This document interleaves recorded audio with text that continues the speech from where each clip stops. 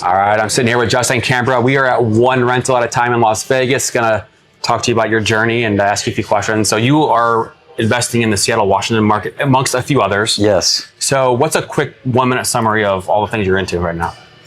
I'm actually, when I very first started out, I got total shotgun approach. Now I'm like simplifying everything. So what I'm investing in right now is single families with detached accessory dwelling units in the backyard. Okay. Okay. What was your first deal? My first deal was a house hack in Seattle by the Seattle airport. I lived in a 1-bedroom and the bottom was a 3-bedroom. I rented that out, lived in the 1-bedroom. So duplex? Duplex, yeah. So 1 bed. Okay. And at this point in time, okay, if you could pick one person to be able to sit down for dinner, who would it be? That's a good question. With the people that are here, I've been watching Jason Hartman a long time, maybe even before ORAC community stuff. So I probably want to sit with him, ask him some questions, because he's very well connected with other people. Ken McElroy and him are in a thing called a collective. So I really want to know, like, when these guys are like 20 years in, what are they trying to learn? Because I'm only halfway there. I'm 10 years in. 10 years in? Yeah. Okay.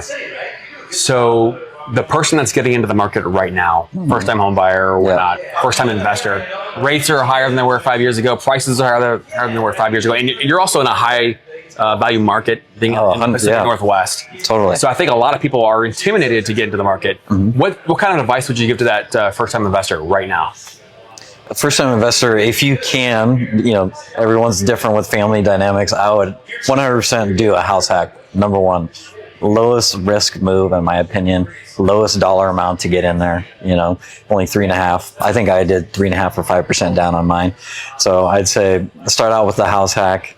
If you can't do the house hack, do the ORAT model, get your buy box, understand what average looks like, and then try to find a great deal in your specific market.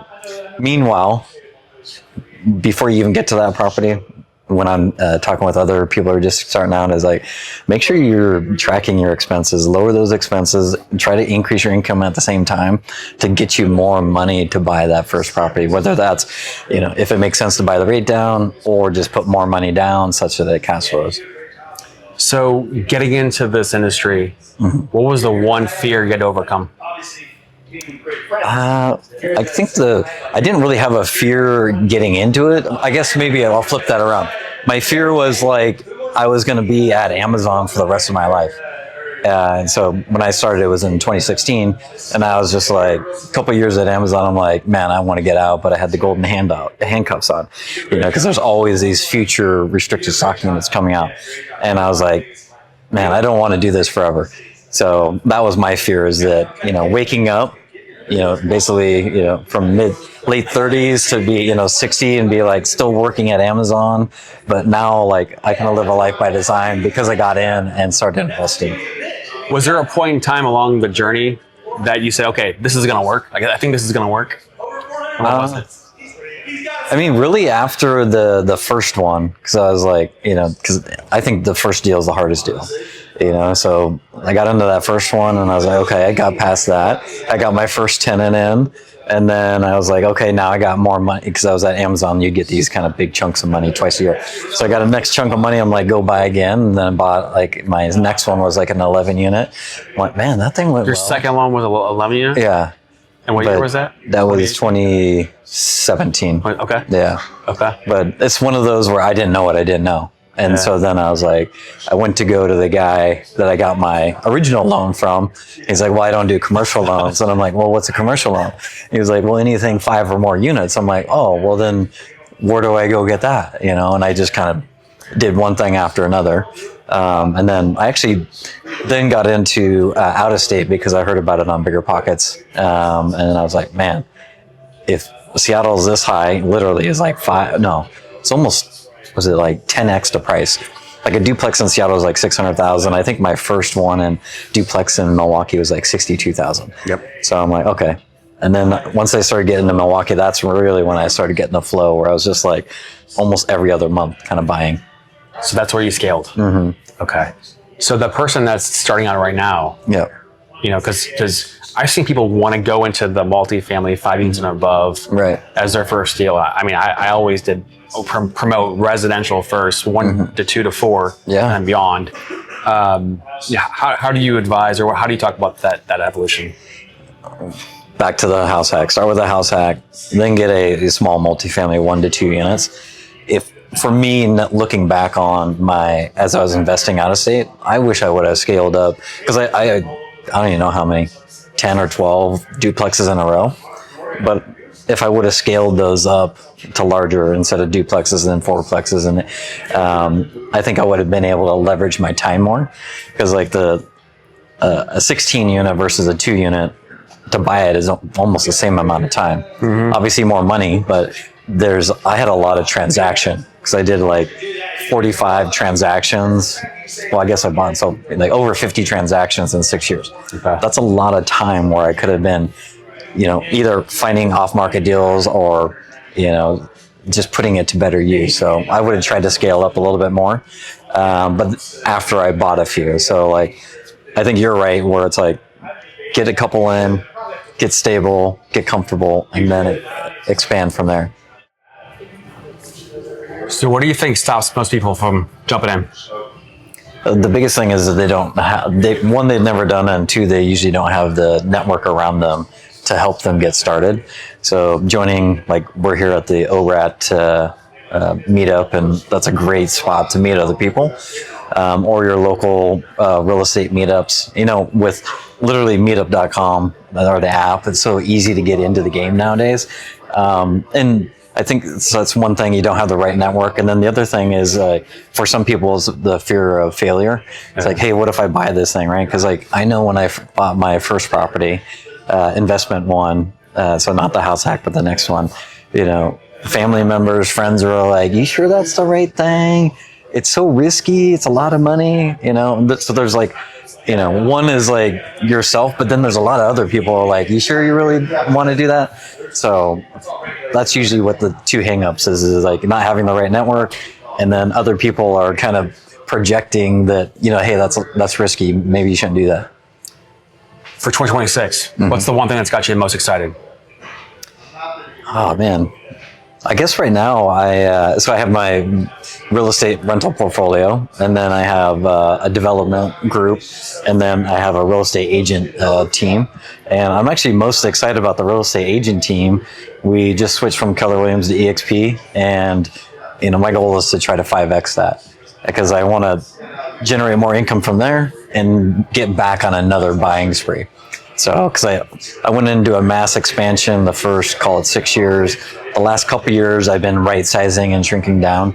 And then as this agent business picks up, I'm probably going to go on a next expansion. So, and the team is primed and pumped to do that. And, if rates drop, man, sky's the limit on how much money. And it's already starting to come down a little bit. Yeah. 10-year coming back down like 4% or so.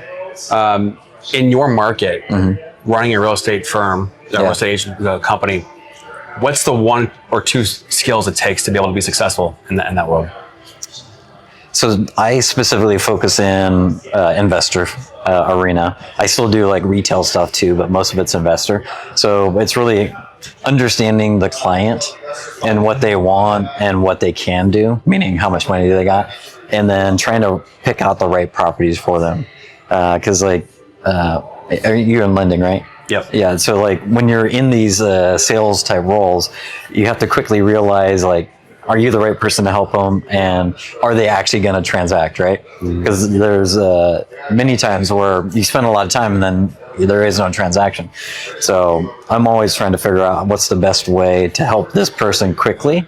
And everybody's different. Like you got the quiet people, the dominant personality, the couples, and then the degree. I like those. The ones that don't agree, they can be harder. So I'm always trying to figure out like how to best for that specific client, show them the right properties and get comfortable with making that decision.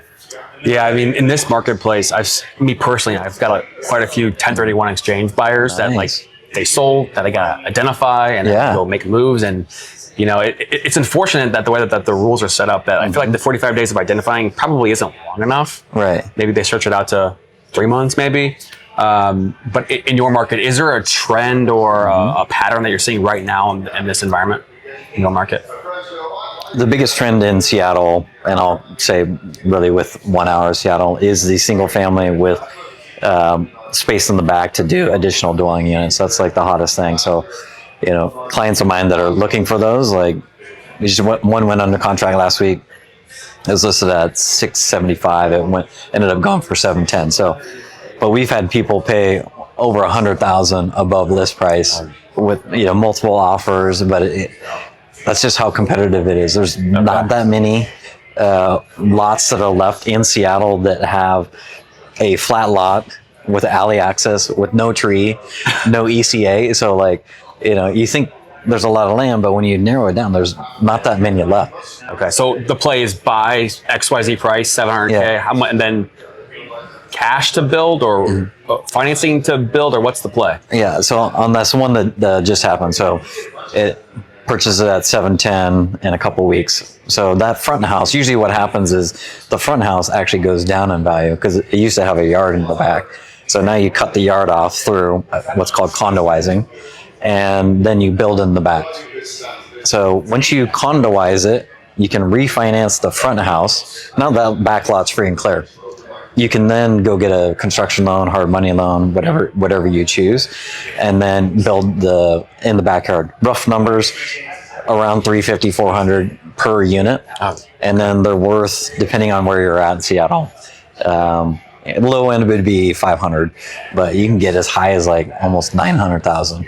Okay. So when you sell in the back end, is it one transaction or are they separate lots that sell separate? Separate. Yeah. So the condoizing is where you imagine like a 100-unit building and you've condoized it all into one. It's just that you're typically it's the front house and then the back you put 1 to 2 daddies in the back. So you could do up to 2 if the lot's big enough. Yeah, you can do more than that. It all depends on the lot and the zoning. Yeah. Okay. So if you're next to transit, I believe you can do 4. Okay. Yeah. So, and then there's some zonings. If you do certain units are for low income, you can get more that you can build there. The people that are doing that now, are those primary residence buyers or like investors? I would say most of my client base, they're investor base. So meaning they're buying it, and typically they don't have enough money to hold all of it. So they're buying it, condoizing it, building it. If they have enough money, they'll keep all of it, but typically they're selling at least one of them. Okay. Then getting the money back, and then they go get into the next one. But the best, what I did, and I didn't even know this at the time per se, the duplex I have, it's on 2/3 of an acre, so I can build units there. And so if you can do a house hack with that with that land in the back, because like on where my duplex is, I can do 8 units on that lot, and then the next door neighbor is same lot size. They have a 12 unit, but they're different zoning. So if I can get their zoning, I could tear my duplex down and put 12 units up. So that's probably one of the end games. But back to your point, we were talking about earlier, what do you focus on? Is these single family dadu lots. But I don't necessarily need to build them now. My thing is like, just get a bunch of, as many as you can, right?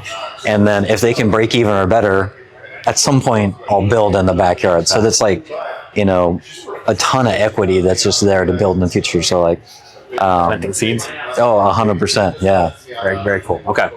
Well, first of all, thank you for making time. Yeah, no wait problem. till next year we're going to look on the stage, right? Exactly. That's the goal.